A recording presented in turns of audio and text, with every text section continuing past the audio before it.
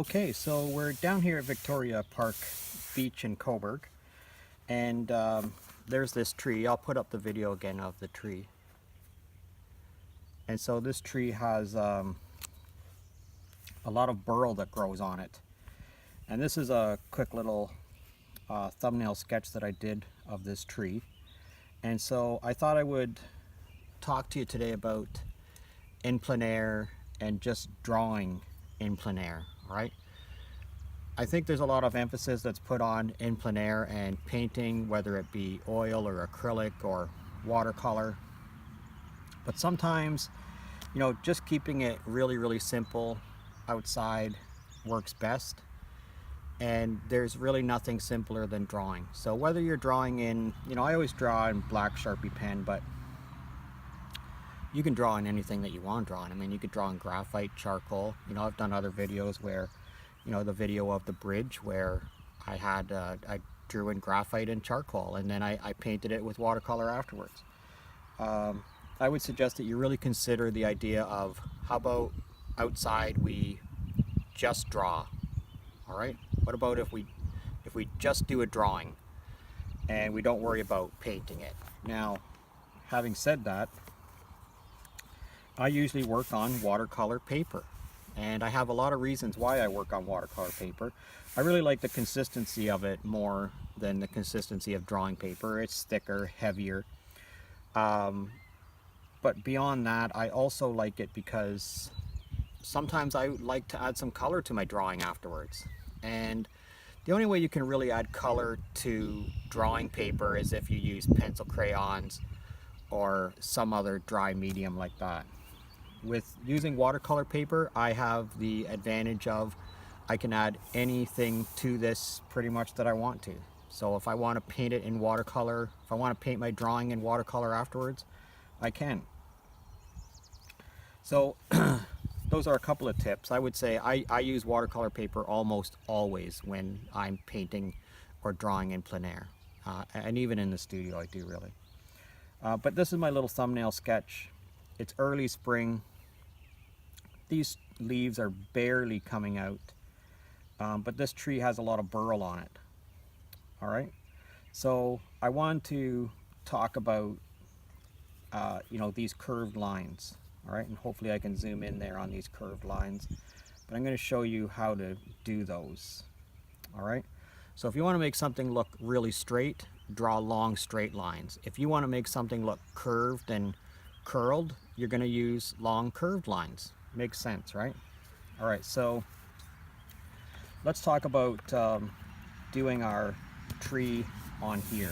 All right, so the first thing that I want you to notice is that it's, you know, it's very wide across this midpoint.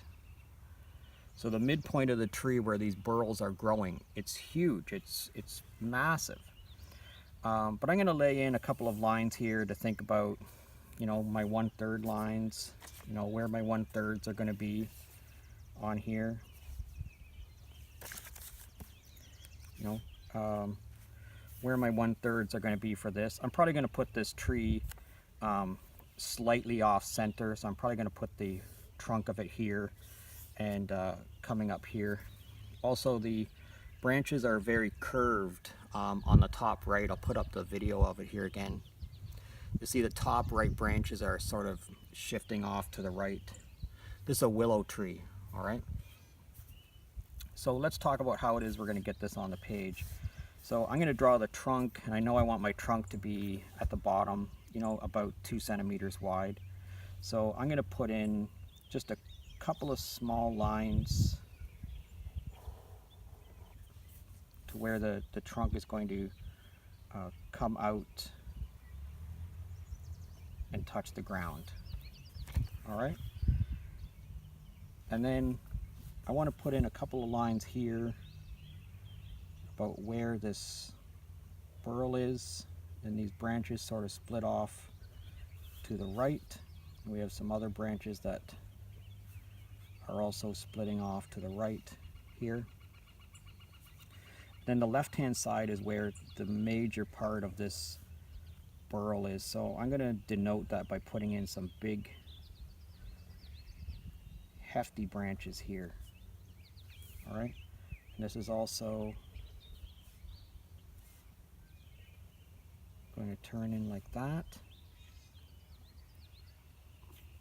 We also have some branches that are coming out like this. If you watch the video that I put on about drawing a tree, oh, they've got a little spider running across there. If you watch the video I did about drawing a tree, you'll see that I show you how to do some of this on there, but I think this is a pretty good example. So this side here has burl on it, which means that the bark and the wood has grown over and over and over each other many, many times. So the best way to describe that in your drawing is to use curved lines. And so I'm going to use some curved hatching here, and you'll see how that's already started to make that look rounded. And then from the other side, I'm going to curve it into the same direction as the previous hatching. And that's going to start building up for us some idea that this has many, many, many different areas that are curving together. And down here on this side here, I'm going to use some small ones near the base, and I'm going to gradually lift off as I make the curve so it comes to a bit of a point on the far side.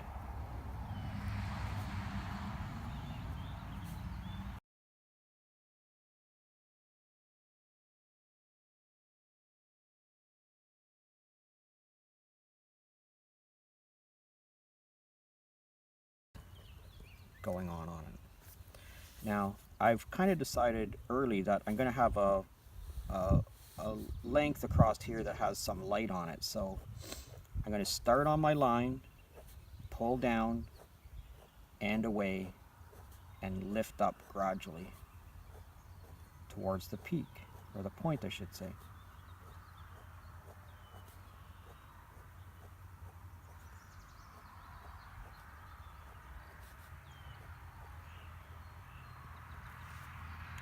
Alright, that's looking not too bad.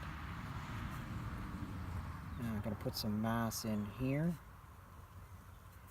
And by mass I mean, we're going to create some mass with our curved lines.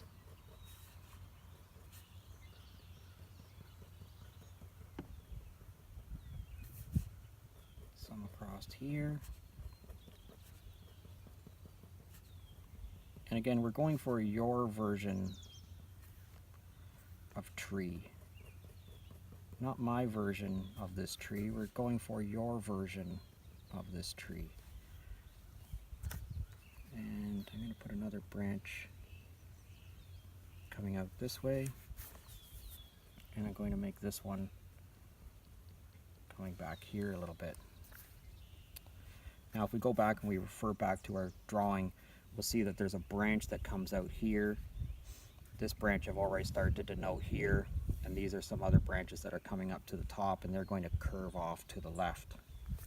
We also are going to have a branch that's sort of fading off to the back over here, and I'm just going to denote that with some lighter line.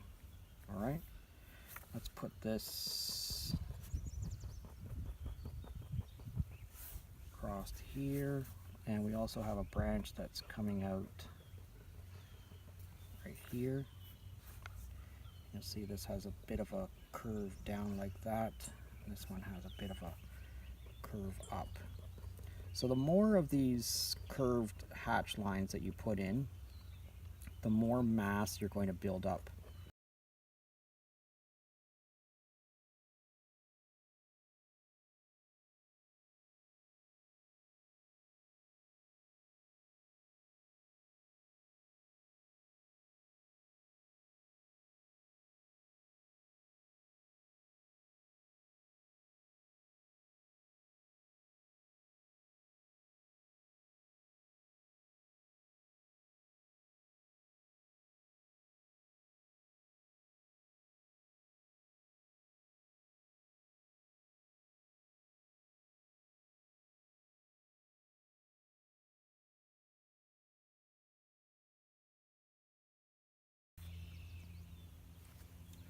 Okay, so I think I've built up most of the mass that I want on this tree. And now we have to worry about the, all the small little leaves that are just starting to bud out on it. I'll put up a picture of the video here again. Okay, so you see there's lots of little leaves that are growing off that thing. The way that I've denoted them here in my thumbnail sketch is I've just put them in with stippling. All right, I want you to think about the idea that we can just stipple in leaves this time of year. It doesn't have to be a lot of stippling, but it sort of denotes that there's some leaves that are trying to grow on it. And these are willow trees, so some of the leaves are starting to bud out, but they're already starting to hang down. All right, so you'll see that there's some places here where stuff is hanging down quite drastically. So that's what you want to denote in here. You want to denote that these are tiny little buds that are just starting to grow. Some of them do go up, but the majority of them are hanging down. And that's because that's just the way that willow trees grow, is that they, the leaves hang down quite drastically. So you can just stipple those in. And you can stipple in long lines of them. Just one dot right after the other. I think of sewing machine when I'm stippling. I think of the idea of sewing, of a machine going up and down and having the tiny little dots just fall out of the branches, and they're just coming down like that. And put these in wherever it is that you want to put them in. Obviously the majority of them are at the end of the branches, at the end of these small little wispy branches that I've put in. But you don't have to draw in that whole stick, and when you do this in stippling, you'll find that you can allude to the idea that there's a stick under there without having to draw in the whole stick. And so you'll see that there's other places where there's, they're significantly hanging down. You don't have to put in, you're not putting in millions of them here. You're just alluding to the idea that this is early spring. These are tiny little leaves that are on here. And again, I'll time lapse this so that we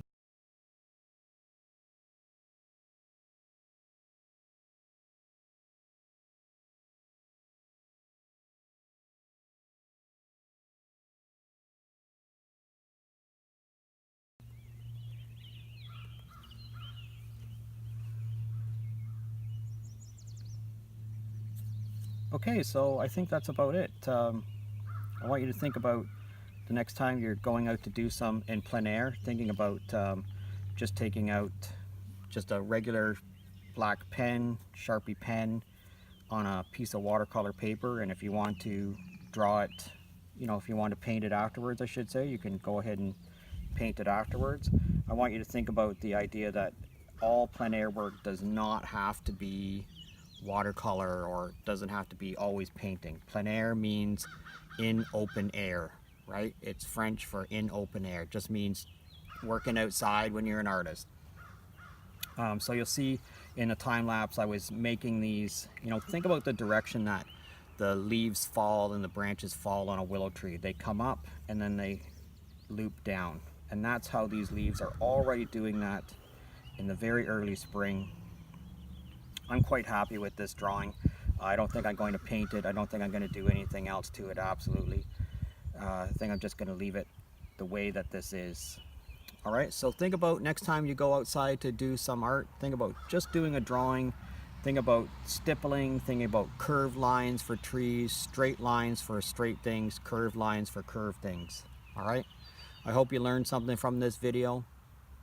If you learned anything, please give me a like, a thumbs up, and if you have a question or a comment, please leave it in the comment section. I'd love to hear what future videos you would like me to make.